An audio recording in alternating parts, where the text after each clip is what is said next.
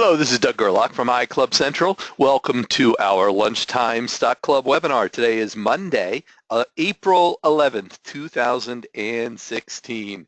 Well, the year is about a quarter over, more than a quarter over at this point. So it's time for earnings season. It's time for companies to be reporting their first quarter results. We've had lots of ups and downs in the market this year.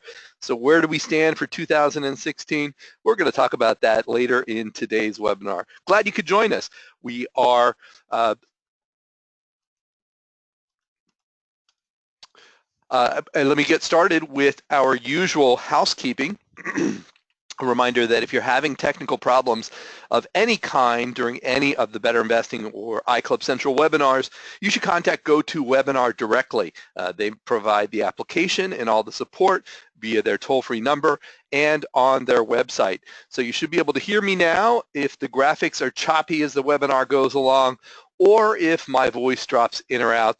Try to turn off anything that's running in the background on your computer and any unnecessary programs. Don't connect using Wi-Fi if you can help it, because a wired connection is much faster. And you can always listen using the telephone if you need to dial in. That'll free up your computer bandwidth for the graphics portion of the webinar. Now, there is a new notice that GoToWebinar and its parent company Citrix have provided to us. As of later this week, GoToWebinar is dropping support for the desktop application, the GoToWebinar application for users of Windows XP, Vista, and Mac OS X version 10.8 users. Hopefully that won't affect too many of you, but if you are running one of those operating systems, you'll have to use the Instant Join app instead that Citrix provides, and that'll come when you click on the link to join a webinar.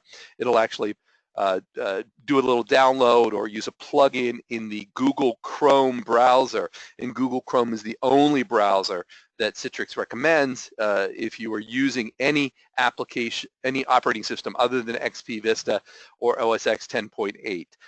So you'll have to either use Google Chrome. If you don't use Google Chrome, you'll have to dial in using your telephone in order to get the audio portion. If you need more help on this or more assistance or clarification, contact Citrix technical support.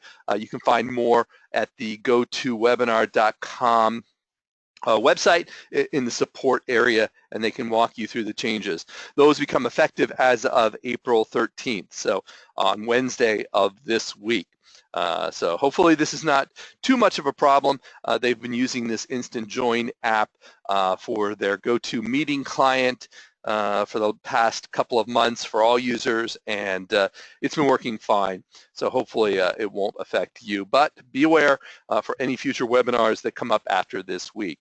Now, as those of you who have been to webinars before know, you can use the questions box on the GoToWebinar application to type in your question, and I'll be monitoring those.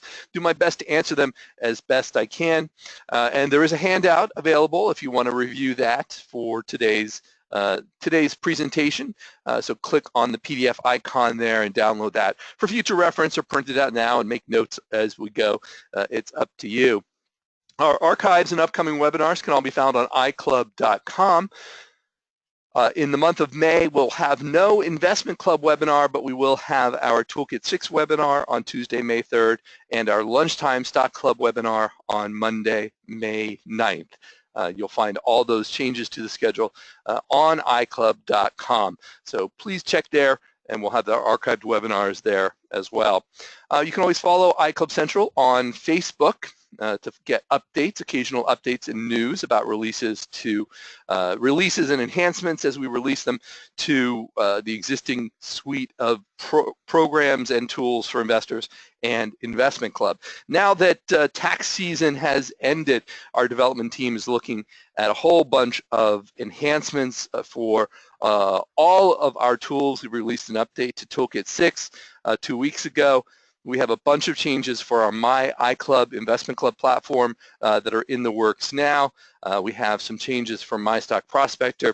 So we're really kind of going to town and hitting the backlist of feature requests. If there are things you'd like to see, please let me know, and we'll add those to our development schedule, review them, see if we can include them. Now, so where are we here on April 11th? As the year has progressed for the first 3 months.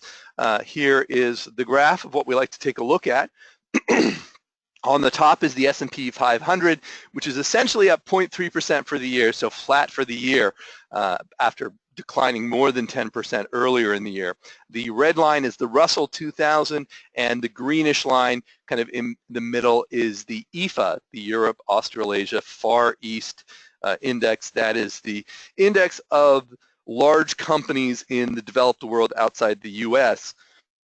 It's a good proxy for the performance of the global markets as a whole, excluding the emerging markets.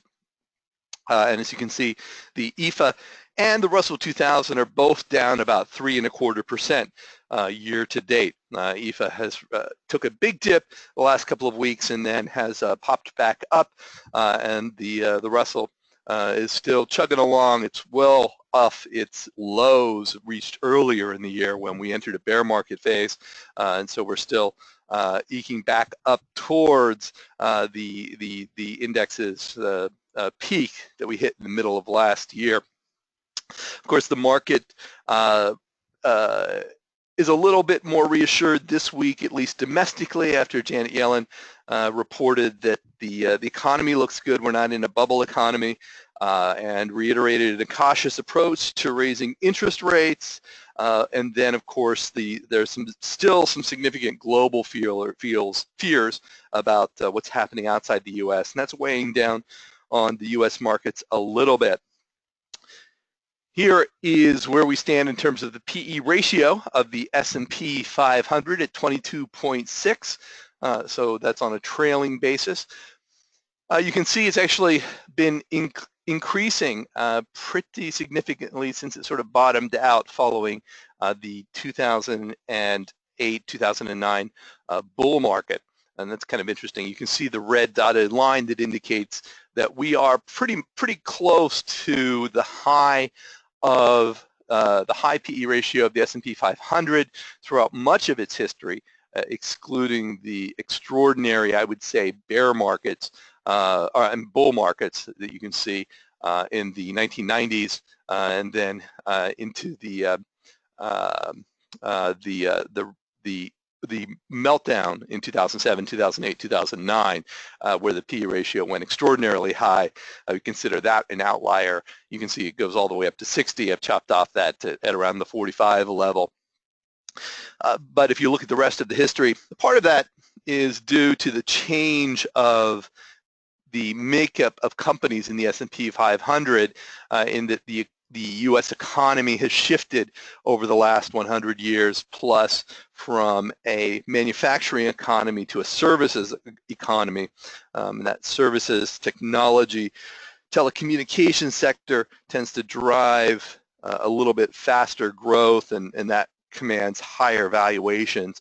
But it's interesting that that PE ratio has not really taken a hit in the last couple of quarters, still there at that 22 level, and has just been creeping up.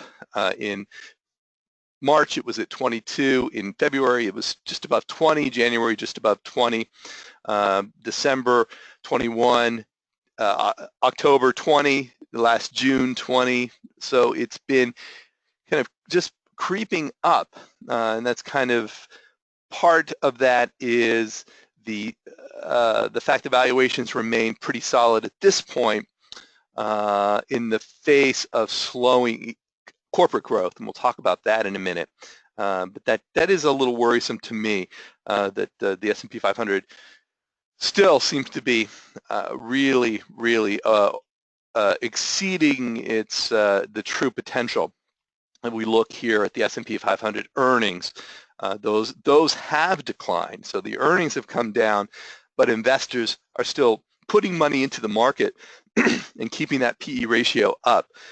So the earnings, the cumulative earnings now stand at $90.34, and that's actually up a little bit since the last month. So we've had some positive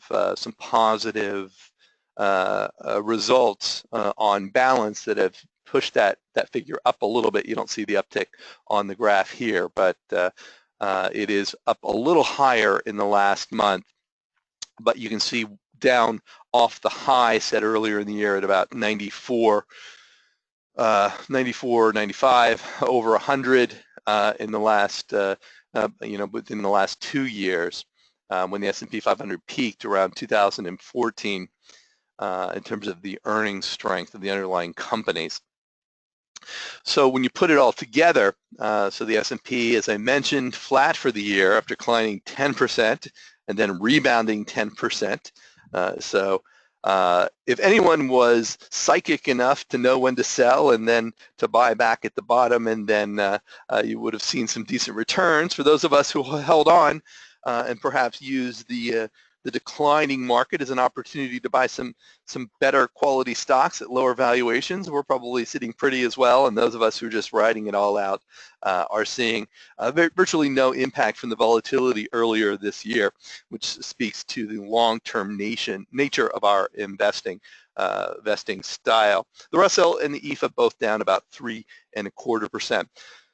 Interestingly, the Russell, the small cap companies are a little more have a little more growth in terms of the dollar amount of their earnings than the larger cap market. So at some point I would expect to see that smaller phase of the market come back into favor. So far we haven't seen that, but at some point it's going to happen. Well, today is actually the start of earnings season. Alcoa reports today, and that's the traditional start of the earnings season. And the estimates for the S&P 500 for the first quarter of 2015 are actually somewhere between a drop of 7.5% and 9.1% year over year, so compared to the first quarter of last year. So that's what analysts are looking at cumulatively for the S&P 500 companies in this first quarter. Pretty negative. And if earnings do decline in this quarter, as it appears they will, it's going to be the first time in 4 consecutive quarters that the S&P 500 has seen declines in earnings since 2008, the fourth quarter of 2008 to the third quarter of 2009, where we saw 4 consecutively declining quarters. And this goes back to the graph that I showed where you can see that decline taking hit, but it has been 3 quarters now, where each quarter that comes in, the large cap stocks in the S&P 500 have been declining. And interestingly, Jim Juback pointed out last week that the problem with earnings is that it's masqueraded by the enormous amount of share buybacks that large companies have made in 2015. Actually, last year, the S&P 500 companies spent $450 billion in cash to buy back shares of their own stock. And when you buy back shares, of course, the number of shares decrease. So the earnings that are left over actually go up relative to the underlying earnings strength of the company. So earnings on top of that $450 billion share buyback grew 3.3% from the end of the first quarter last year to the end of the fourth quarter. So this is interesting. People wonder why the market is performing well, why companies are performing well, while economic growth tends to be, has still not kind of hit a comfortable pace for many people. And here's why. Companies have been using their cash to buy back shares instead of reinvesting because they don't see opportunities to reinvest right now. They don't see opportunities to acquire new businesses because valuations are so high. They don't want to pay dividends because they don't want to be locked into a higher dividend yield. They don't want to make a special cash dividends because that gets confusing and sets up expectations. So what do companies do with their excess cash? Well, they've been buying back shares. For me, it points to the importance of looking at the underlying organic growth or operating earnings of the companies rather than just accepting the GAAP results. And I wrote about the GAAP versus non-GAAP results in the Small Cap Informer a month or 2 ago because for many of the small companies that we look at in the Small Cap Informer newsletter, we do take a look at the non-GAAP results. Often these are not, we consider these companies less mature, and so we really want to understand how they're doing on a comparable basis based on organic growth without all sorts of adjustments and tax loss carryforwards. And sometimes the non-GAAP numbers make the companies look more attractive. Sometimes they make them look less attractive. We try to take a conservative approach, but we're trying to understand the organic or operating growth of those companies. And I think this is something that investors are going to need to pay a little more attention to as we go forward. There used to be this concept of normalization with respect to earnings and the reporting of earnings per share and the reporting of financial results. Value Line was a big proponent or user of normalization, but in the in the market reforms of the last 10 years, the SEC changed the way that companies were allowed to present data to allow them to present non-GAAP, and GAAP is generally accepted accounting principles, to present non-GAAP financial statements as long as they reconciled them back to the GAAP financial statements that they included in their reports. So this gave companies the opportunity to highlight or spotlight their organic or their operating earnings free of one-time charges and non-recurring items and non-cash adjustments, etc. So when companies are free to do that, it reduces the need for analysts to go in and make those types of adjustments, because the companies are now providing the information that investors have been looking for. So this whole concept of normalization has gone away. So again, it's not that that's a good or a bad thing necessarily. There are concerns now that a lot of companies are relying on non-GAAP presentation, and because non-GAAP means we're going outside the generally accepted principles, there are concerns that companies are taking advantage of the non-GAAP provision for reporting data and just making things look as best they can and kind of in some cases smoothing over or manipulating or taking charges, labeling charges as one-time or non-recurring when in fact they might well be figures or adjustments that are made on a regular basis. So we would expect to see regulatory agencies kind of taking a look at this, continuing to take a look at how company data is presented. But for our part, as individual investors, we can look at the non-GAAP results, we can look at the financial statements, the press releases, the SEC filings, and we can see the company's non-GAAP results, and we can use that to edit and enter by hand into our toolkit programs in order to get a good glimpse of how well a company might be performing on an organic or an operating basis. This is, I think in your toolkits you should be looking on the graph, adding in that option to see the number of shares outstanding and see them plotted. If you see that number going down, it's a good chance that the company has been using its cash to buy back shares, and that's actually boosting the earnings per share number. You'll also see in those cases the pre-tax profit line on the front of toolkit going up, while the earnings faster than the earnings per share line.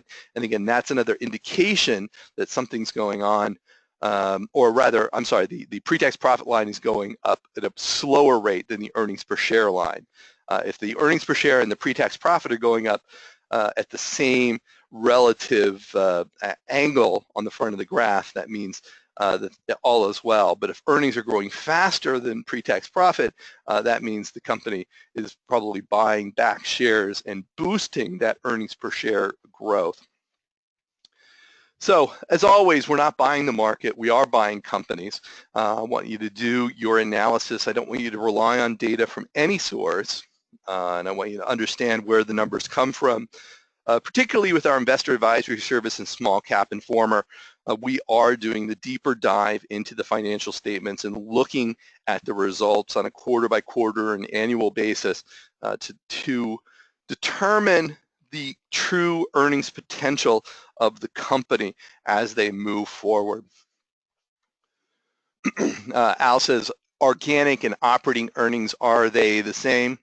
I think in this context, they are very similar. I think there are no official definitions of either of them.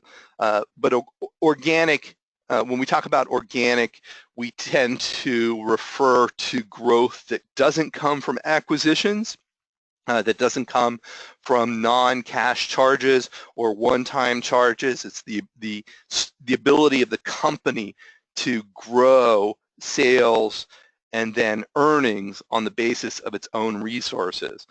So that's my understanding of organic. And operating earnings, again, would eliminate one-time charges, just what is the results of the business. So we would exclude sales from assets and other non-business related items that might help improve the company or provide better results but aren't directly related to their core business of selling the goods or services that they make or provide.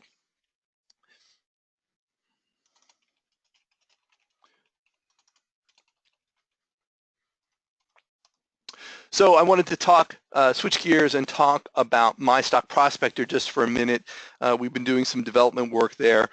We have a couple of other changes that we'll be talking about in upcoming weeks. But we did, one of the things that we learned about our My Stock Prospector stock screening tool is that a lot of people liked it but didn't get enough use out of it on an annual basis to justify subscribing. We felt that the price was pretty reasonable for a one-year subscription, but then we thought, well, maybe there's an opportunity for people to subscribe for shorter periods, so we can allow you to get a taste of how the program works, to get comfortable with it, to try it out, to see how well it works for you and your club and your personal portfolio.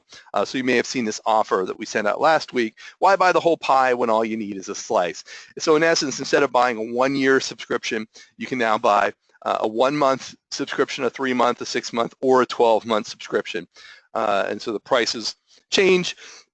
Obviously, the 12-month is the most economical, but the 1-month, 3-month, and 6-month subscriptions give you full access to the program for that period, so you can use it. You can come in once a year, for instance, and build a list of stocks that will give you some ample research for the next couple of months when you need to, or if you're really desperate for finding some better stocks to fill in the holes in your portfolio, you can try it for those shorter term periods. So we're still offering some discounts off the full price for our existing customers. So a 1-month subscription is $9.99, a 3-month is $19.99, 6-month is $29.99, and then the 12-month is $49.99. Now, our My Stock Prospector screening tool has 120 criteria. It's the only stock screener that we know of that's focused on fundamental investing. So you can screen on 10-year revenue, earnings, cash flow, shares outstanding, pre-tax profit, net income, growth rates, 10-year, 3-year, 10-year, 5-year, 3-year, 1-year, trailing 12-month, quarter over quarter. So we give you the stuff that lets you find companies that look good on the SSG. You can screen on pre-tax profit margins. Most screeners will allow screening on operating margins or gross margins, but we look at pre-tax margins. You can screen on relative criteria, so you can look at pre-tax profit margins that are higher than a company's industry average, so you don't have to figure out the numbers to plot in there. So there's a lot of cool things that My Stock Prospector can do, and every investor, when you need ideas, this is one way that you can generate those that you can then bring into Toolkit and do your stock studies. So definitely check out My Stock Prospector. I'm hoping to get some more advanced webinars on using the program scheduled here in the spring that will help people get started using the program a little bit more consistently. So watch for those in your email. We've got a, we don't offer a 30-day free trial for My Stock Prospector because if we did, no one would ever buy it because you would just use it for 30 days, get all the ideas you wanted, and that would be the end of it. But we do have a demo version of the program that we are working on that you can check it out. And now the 90-day demo, the 30-day demo is essentially a $10 trial, non-recurring, no credit card required for all of these subscription offers.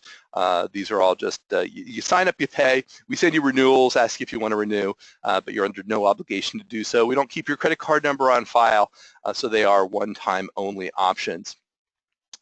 So those demos, as I said, we're going to work on a demo that you can try using old data. You can go to the site and build some screens.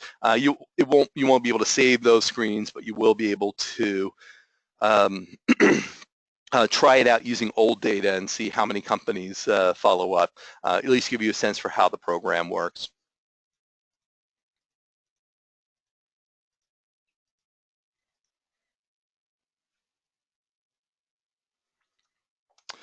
All right, words of wisdom today. I was doing some reading and I found that John Bogle, who's famous for leading Vanguard and the rest of the investing world into the index fund mania that's really taken hold, but he commented on the thinking about the performance of the market, where it's headed, and how do we respond when the market hits highs and the market hits lows? And he said that your success in investing will depend in part on your character and guts, and in part on your ability to realize that at the height of ebullience and the depth of despair alike, that this too shall pass. Famously, in the 1990s tech market run up, the bull market at the end of that long expansion phase, the dot-com era, there were investors who were convinced that they could do no wrong and that the great market was just going to continue on an indefinite level. Likewise, when we have bear markets, typically they resolve themselves in a year to a year and a half, but some investors are convinced those bear markets will last forever, and it'll take them years and years for the bear market to end, so there's no point in being in the stock market when that happens, and so they step aside and let all of the new bull market kind of run by them until then the market hits the top and they think, oh gosh, the market's really going strong, now's the time to get in. It's just the inverse of the way that we like to invest. And I like this idea that this too shall pass. It's not only a good motto for living our daily lives when we're faced with both toil and both with joys of our lives, to remember that everything has a way of evening out, and the market does as well. Fortunately for us as stock investors, when the market does even out, it always ends a little bit higher than it had been in the past. And one thing we learned by looking at the history of the market is that stocks do continue to perform well as the American economy continues to grow, as companies continue to perform well. We always end up a little bit better than we were when we started at the beginning, of the last bull market, the end of the bull market, the beginning of the bear market. We always come out a little bit further ahead. If you try to guess when the markets are going to turn and start going up or start going down, it's just a losing battle. And we've had pundits that I've seen at the Money Show and elsewhere for the last year and a half talking about the coming bad times. And as this bull market continues to extend here, at least for large caps, it would just have been a terrible, terrible thing to have paid attention to some of those market calls back in 2013 and 2014, when the market really has continued to move ahead. And I think, as proven by the Investor Advisory Service results, that the market has and the methodology of better investing has substantially provided an excess return over the market averages, and that is great news for those of us who are long-term focused investors. In the Toolkit 6 software program, we talk about offense and defense, and this is part of the risk management component of the stock selection guide and the better investing style of investing, is that investing in quality companies is both good offense and good defense. We invest in quality companies because they are less susceptible to the broader swings that come when you speculate in your investment portfolio, when you buy companies that have a lot of promise but are overvalued, that have poor fundamentals but a lot of excitement around them. When you buy those types of companies, in the end, you face a lot more risk in your portfolio, and they're going to be hit harder when the market does an about face. And likewise, we can't capture the fastest growing companies in the market. They don't fit our model, but we can come out ahead if we focus on investing in the best, focusing on excellent companies in our stock portfolios. Stay away from the trendy stocks and focus on the well-run businesses that are plowing forward and moving well ahead. I was looking at while the S&P 500, I am just unimpressed with large cap stock returns over the last 2 years now, since they peaked in 2014. But in that same period, small company stocks have actually seen a faster gains in earnings. They've gone up more than large company stocks, even though the small cap market is a bit out of favor.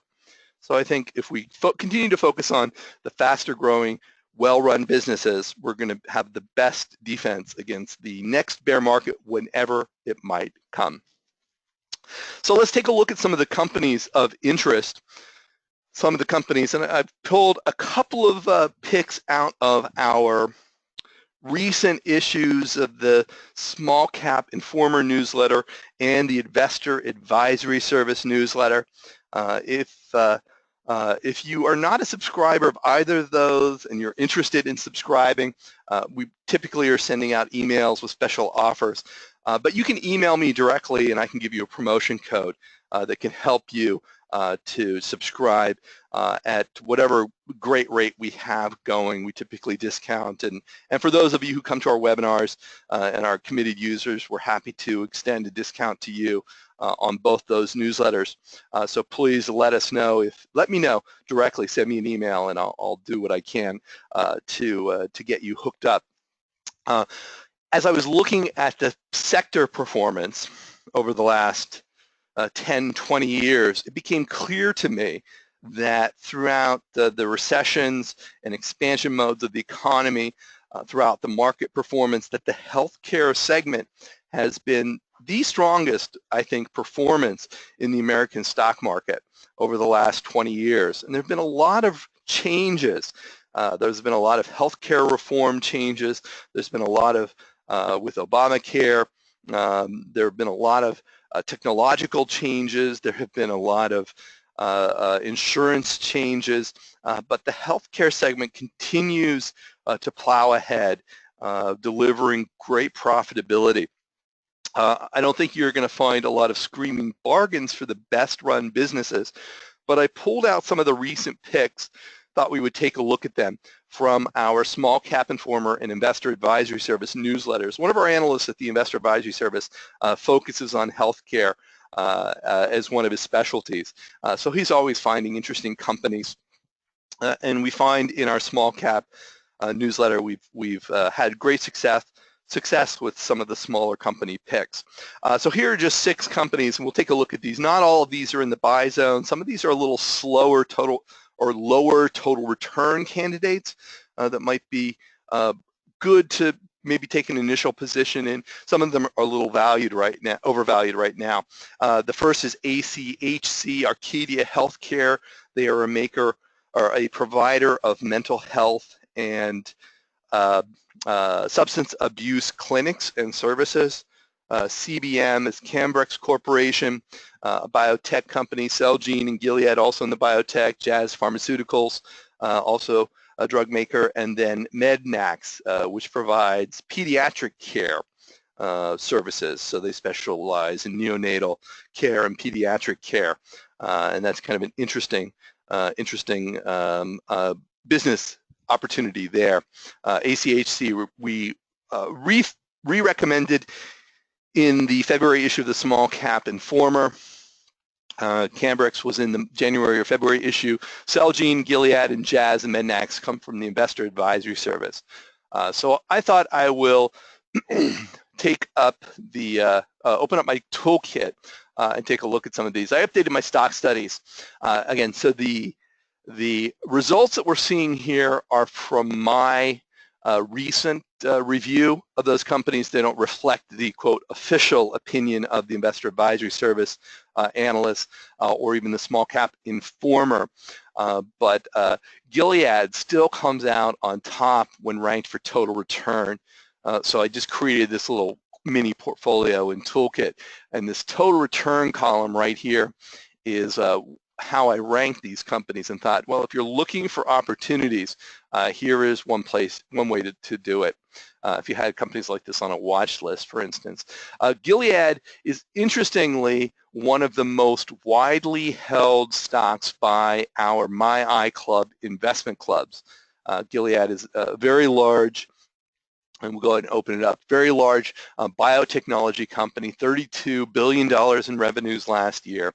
Have a great business, profits growing, pre-tax profits growing, but when you look at the valuation, it's really taken a hit. They've gotten so big that a lot of investors are concerned that about where future growth is going to come, and so in the quarter ended December 31st, they only grew their earnings 46% quarter over quarter. So those investors who were worried that growth was slowing, sales growth was down to 16% quarter over quarter, just having a phenomenal success with their hepatitis and other drugs. There's concern that one of the drugs works so well that it may eliminate the need for treatment for the affliction that it is meant to serve. So again, a cure is less profitable over the long term than a long-term treatment in the jaded eyes of many investors, but that is something that you need to look for. As we scroll down here, you can see there's a little bit of debt, total debt to total capital at 55%, $21 billion in debt for Gilead. As you scroll down here with a 10% average annualized growth rate projection. So a very, we're looking for a very conservative growth rate relative to the size of the company. So we flip over on the back. You can see the margins have really taken off in the last couple of years as they have earned a great return on the research and the investments that they had put into the product development. Return on equity has jumped up pretty high as well. It's elevated because of the leverage that comes from debt to equity. And you can see here, I would actually eliminate 2015. I don't think they're completely debt-free. Sometimes when we're still waiting for some year-end numbers to come in, so it might be that number, I would definitely want to check that out. The front page seems to indicate there's still debt there, so the annual data may not be complete. It may still be preliminary. As you scroll down, you can see the current price at $96 represents a PE of 8. And you can see those PEs declining both on the high and the low side over the last decade, more or less, down to this kind of, I think, a good example of Wall Street's tendency to see stocks move in the excess of either direction, either undervalued or overvalued. So last year, The PE got as high as 10, as low as 7. Now it's at 8, so it's right kind of in the middle, perhaps on the little on the lower end of the valuation range. But a company growing at a 10% on a supported PE of as high as 15, which would give you a 5-year high price of $297 on the low side. In this case, a low PE of 9.5 would get you earnings of 113. If we use last year's low of 7.2, gets you a low of $85.80. The recent severe low price of 2 years ago was $63. Somewhere between $63 and $85, I think, is a pretty realistic low price for this particular stock. Actually, the PE is as low as 6.9 in the 52 weeks. So it could be a little lower than that. But even at that rate, a little bit of a dividend yield, and we're still getting it a buy up to about $140. And again, there's a lot of there is some risk that the growth is going to slow down, but I think it's been factored in. The other risk would be the valuation doesn't get back up to 15, so you can knock that down, and I think it still is a pretty attractive stock at the current price. I think my investment club owns it. It's one of our good performers, and we have not can't add any more because it's performed so well for us. But that's Gilead, and that's a huge range for the prices, as Laura points out. You can see the prices on the front here, pretty high. But again, it's because the valuation has come back into the range that it has. 85, it's been lower than that in the last 52 weeks. So when the market takes a tumble, this is a stock that you probably want to consider if the market were to pull back. This might be one stock to take a look at if you're not already owning it.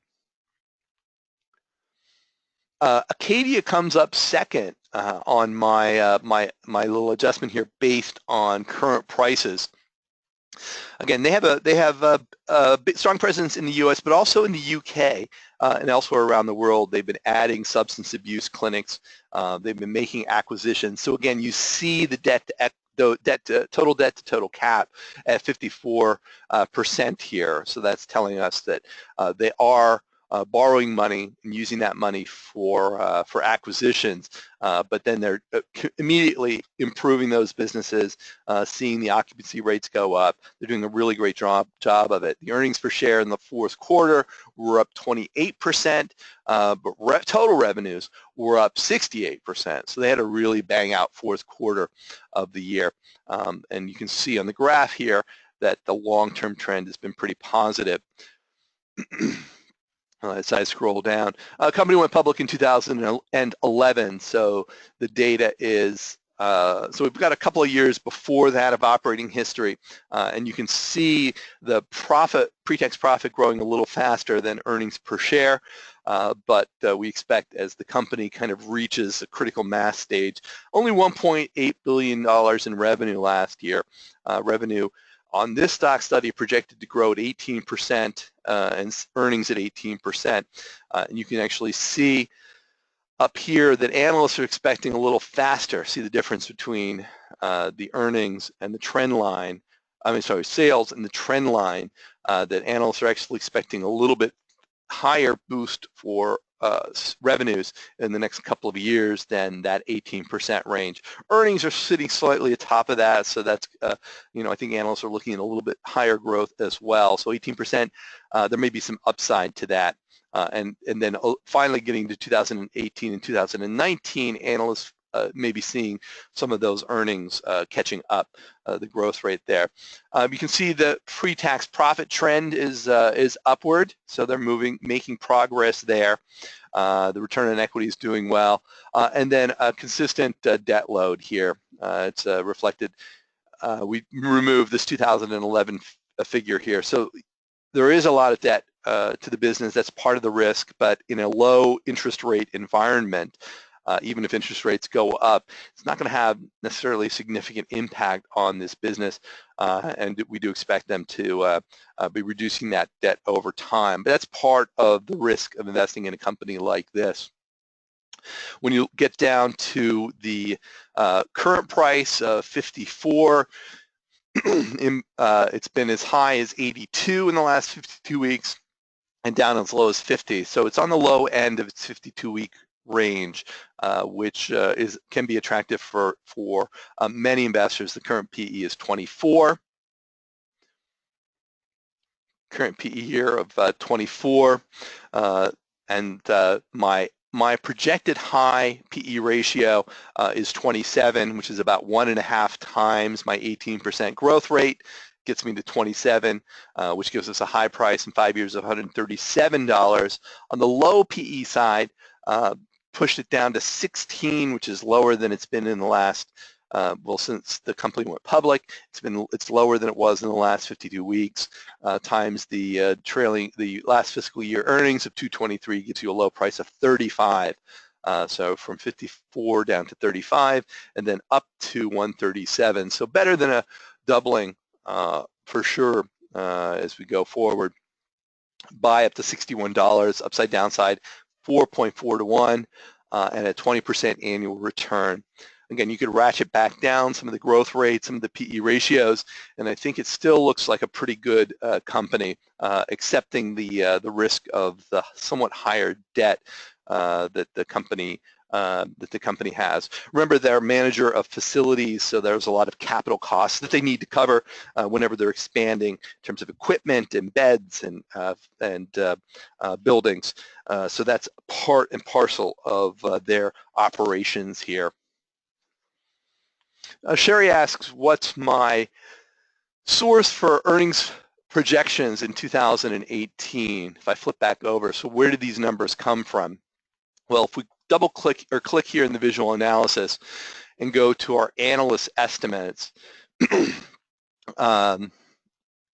you click on the internet button, look for the 5-year earnings estimates from NASDAQ, which is right here, and the next 2 quarters years ACE, Analyst Consensus Estimates from Yahoo.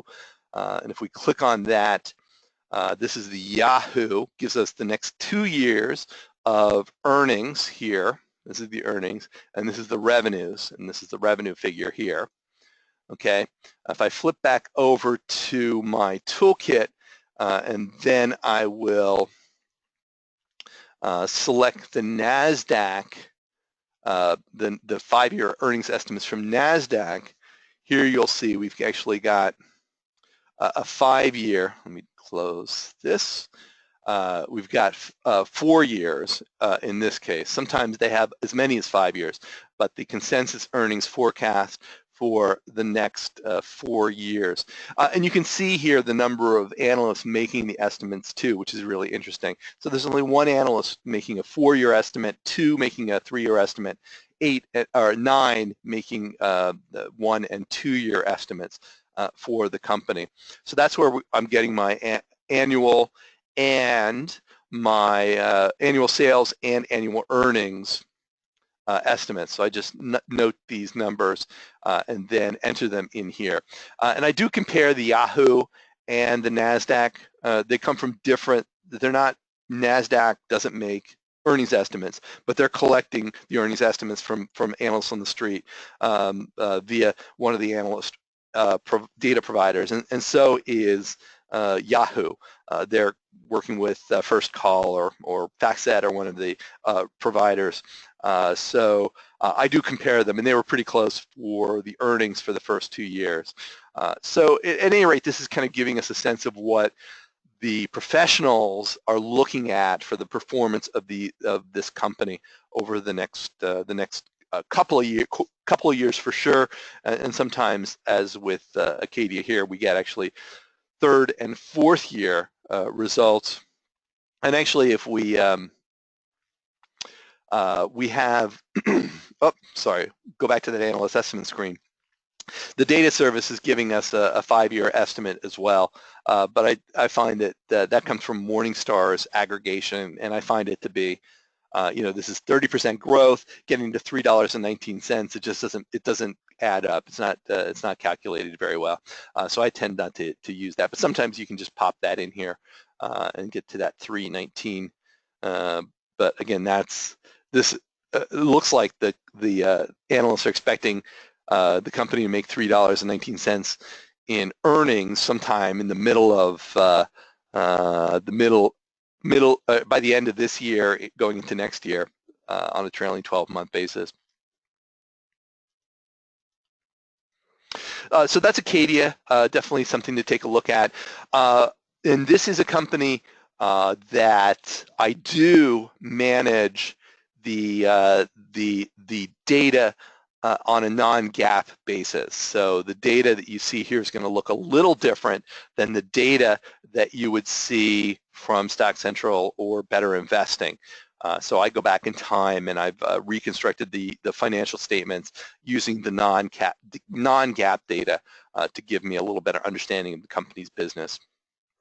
Cambrex is a little more aggressive. It's a much smaller business at $433 million. You can see how earnings have kind of been up, they've been down, profits growing, profits falling, sales have kind of, in the last 6 or 7 years, have really kind of started to increase at a consistent clip. But we're really looking at interesting things for the company. They're a maker of molecules that are used by other drug makers. That's a primary part of their business. So they're making compounds that are used in the manufacture of other biotech and pharmaceutical drugs. So it's quite a different business from many biotech firms and pharmaceuticals that you might look at, but definitely a little more aggressive.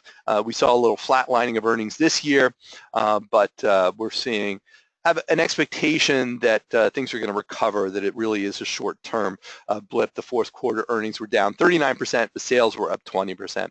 So again, this is the more aggressive companies in your portfolio that you need to really watch out your exposure to a company like this. You can see how the profit margins have been increasing, which is a good sign, and the debt as well has been declining, so they've been paying down their debt. And again, you see this zero debt in 2015, and that seems to be kind of commonplace for companies that have reported preliminary results and the final results haven't made it into their the data source yet. So the 18% growth rate is pretty aggressive, but the high PE, we're using a lower high PE at 18, which gets us to about $94 in 5 years, and on the downside, a really aggressive conservative downside price of $16, and I might even bump that up a little bit. You can look here, the 82%. 80% of the current price is $34 for the PVQ, so the traditional range from high to low is gets you to 26, and I think that's probably a little more realistic. The current price at $43 is about halfway between the 52-week high and low. It's been as low as 30 and as high as 55, so it's right in the middle there. So I think 26 is lower than it's been in the last 52 weeks, and that's probably a pretty good downside price, and that puts it right at the buy range with about a 17% return. But again, I want to caution, this is a riskier company, one you need to watch pretty carefully and do your due diligence on.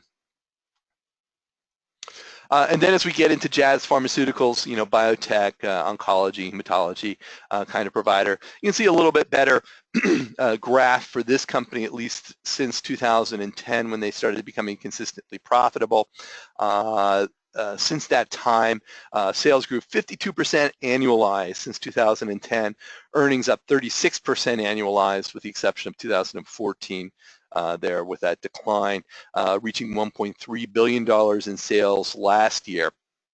15% projection of growth going forward from our IAS analysts.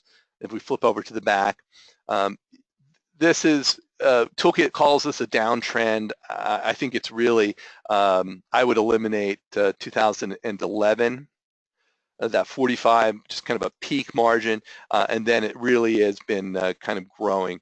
I do that just because 45 is way out of range from the rest of these margins that are in the low to mid 30s. So I think that I don't have concerns about their margins, the strength of the business there. There is some debt, and again, compare that to other companies in the biotech world, that is cheap. It seems to be manageable. It might be a little high for some investors. Current price is 140. It's been as low as 108 and as high as 195 this year. So again, right in the mid-range of the 52-week high and low, which I think means that the valuation is not too stretched at this point, and that investors have left it right in the mid-range of where it is.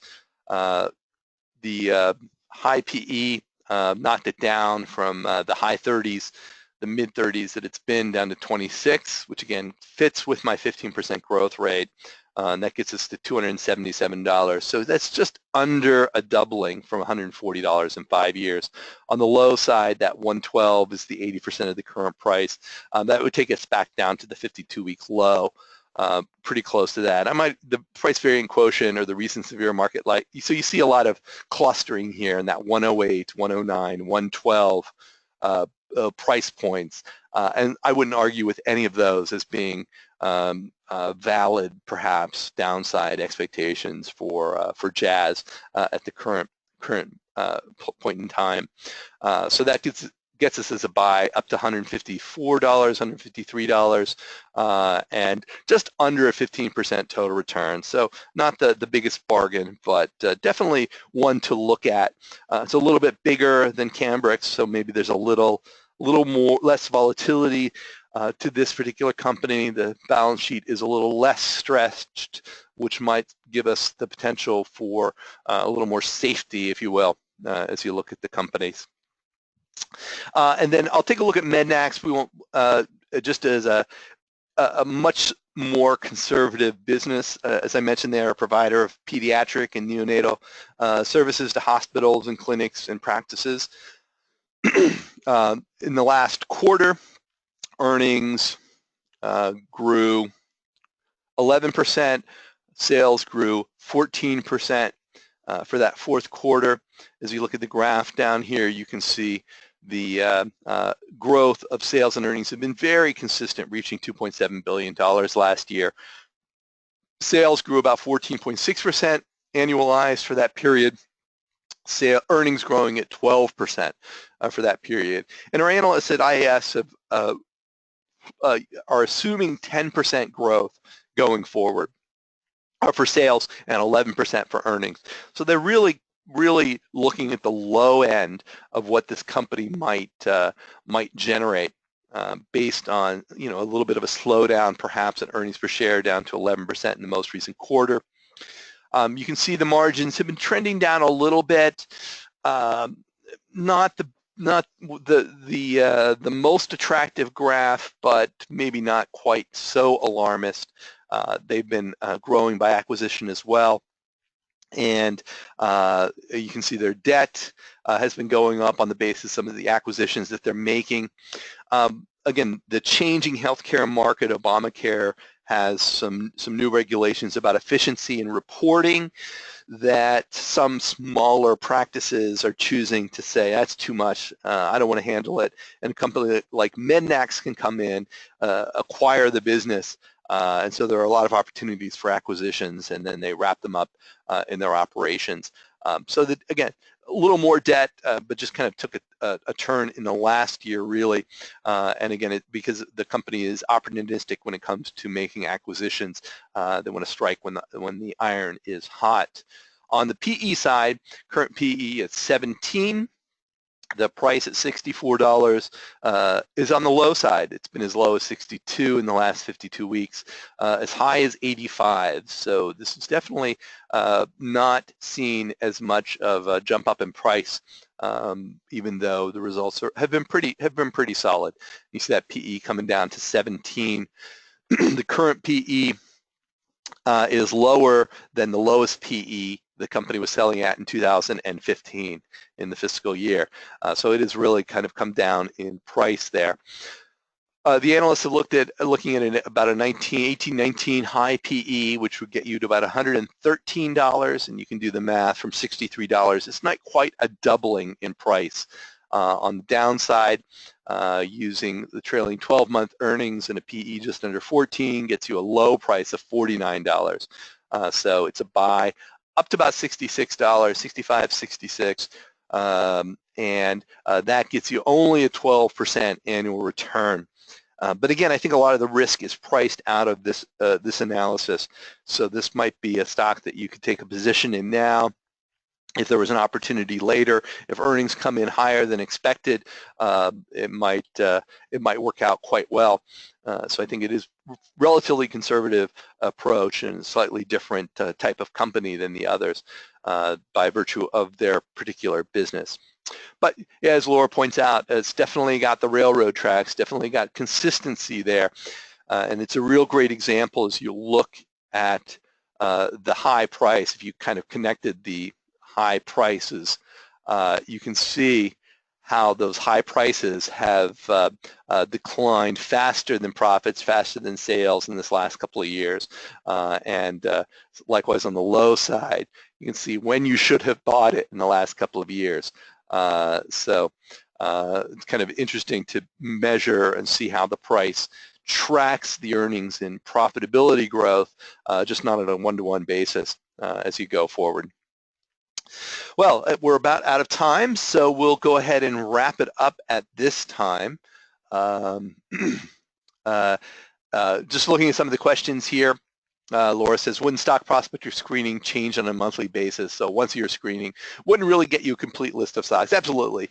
We update my Stock Prospector every week with new data. But what I'm saying is that most people don't. A lot of investors aren't looking necessarily for new stocks all the time, although I would think they would want to keep their eye open for it. But maybe you do that blitz in your club where you come up with a bunch of stocks that are fundamentally sound, and then you just monitor those over the course of the year, and as the valuations change, and as you can update that handful of companies. So that's what I was kind of getting at there. Jay says, what was the buy price on Gilead? Let's go back and open up Gilead. In this stock study, which may differ from yours, I have it as a buy up to about 138 from the current $96. And again, if you wanted to ratchet down some of these PE ratios or slow the growth down even more, that might be a little bit lower. But that's what I'm seeing in this particular stock study here. So, all right, Joe, I see your message. I will take a look at email and get back to you with some answers to that. Thanks to the rest of you for joining there. Carla says, why did you strike the high and low PE for 2015 on Mednax? Let me go back. The high and low, because they're so much, they're the highest of the last 5 years. So Mednax, and my take on the last 2 years, 2014, 2015, is that we're in a peak of a bull market. We're in the peak of the valuation range. So often, if those PEs are way higher and there's not corresponding earnings growth that supports those higher PEs, then I'm going to eliminate them and say that's that brings my averages down a little bit, and I'm just a little more comfortable thinking that these high PE ratios represent a situation that is not business as usual for the company. It represents, to a large extent, the underlying market pushing up the value of all stocks, as long as those stocks have been performing adequately. So that's just one way that you can kind of address the risk of investing, bring down your expectations, lower those PE ratios. So that's one of the things that I do, is look at those PEs and try to identify them when they are out of range, when play the game. One of these things is not like the others. So which of these numbers are excessively high or excessively low? All right, with that, I'll wrap it up. We'll look forward to seeing you in May at our next Lunchtime Stock Club. I hope the market treats you well. Happy earnings season for the first quarter, and may all of your companies see increased earnings and your portfolio values rise accordingly. Until next time, I'm Doug Gerlach. Thanks very much for coming.